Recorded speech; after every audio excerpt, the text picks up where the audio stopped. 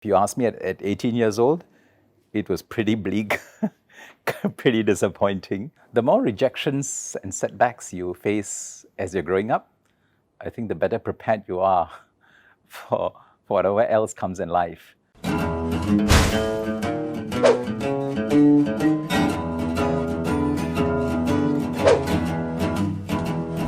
Not particularly gifted or talented in any way.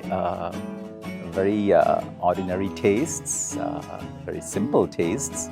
I'd say quite easygoing, almost you could say happy-go-lucky, but not quite.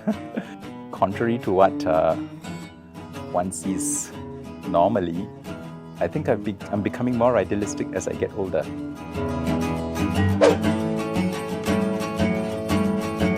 I've always struggled to answer that as to whether I have hobbies.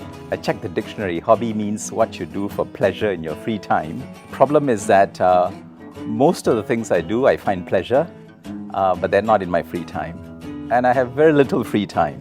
The things I really find fulfilling, reading, of course. Every time I get a chance, my wife and I would go for nature walks, if not at least East Coast Park. I used to have time to potter around in the garden, get your fingers dirty and look after the plants.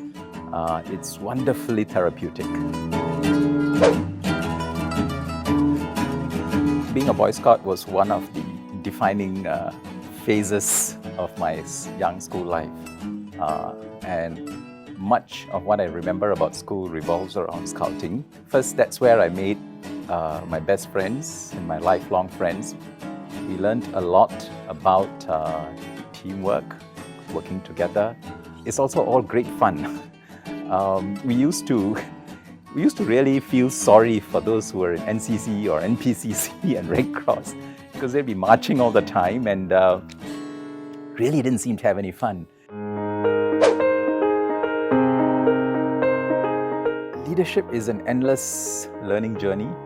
As the years go by, I realized that the most important thing that leaders can do is to bring out the best in their people, to help them realize their own potential.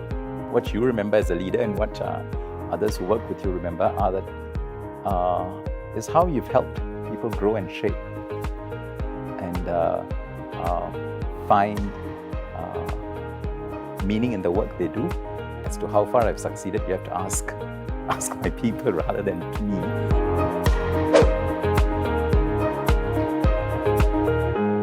I had always done very well in school, except at the A-levels.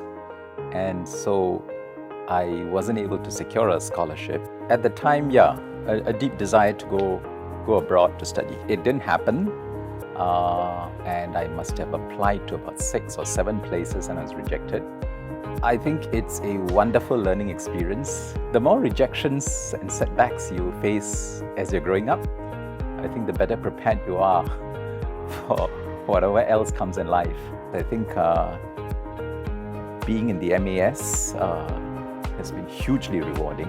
And I spent the first 10 years as an economist, and that it's not something I would have had the opportunity to do if I were a government scholar joining the civil service or the administrative service. That's the amazing thing about life. I'm an optimist and an idealist because there's always some meaning and purpose and a reason for it.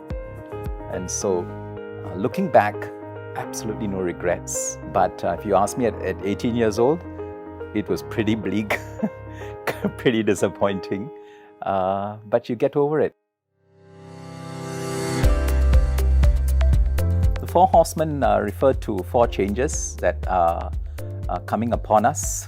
Basically, it means a change of the old order and the possibility of a new beginning. First is demographics, the aging of the population. This is occurring at an unprecedented speed and pace and scale across the world, particularly strong in Singapore. And we're only beginning to see the effects. The second change is inequality. This has been a growing malaise, if you will, over the last few decades, and it's come to roost. The change in the climate, This has been going on for some time. We did not pay heed. Climate change, in my view, has already begun. How we deal with demographics, how we deal with inequality, how we deal with technology, and how we deal with the climate are going to be quite important. One of the things I want to keep emphasizing in the lectures is that we can fail, we can fall behind if we don't adapt and make some quite fundamental adjustments. And the three themes I've chosen to focus on are about innovation, inclusion, and inspiration. They're not entirely new to Singapore, but those are not the first three words you think about when you describe Singapore. I think meritocracy, efficiency, clean, successful, those are the words that you think about. Pragmatic. And those are very important. But I do think that they're not enough. And I think we need a much greater emphasis on innovation. If we were asked, are we truly an inclusive society? Not quite there. Made some progress, but we're not making that decisive breakthrough. Inspiration, I think, is an important part of nation building. It can't be that we are loyal to Singapore, that we fight for Singapore because Singapore is number one, because Singapore is so good.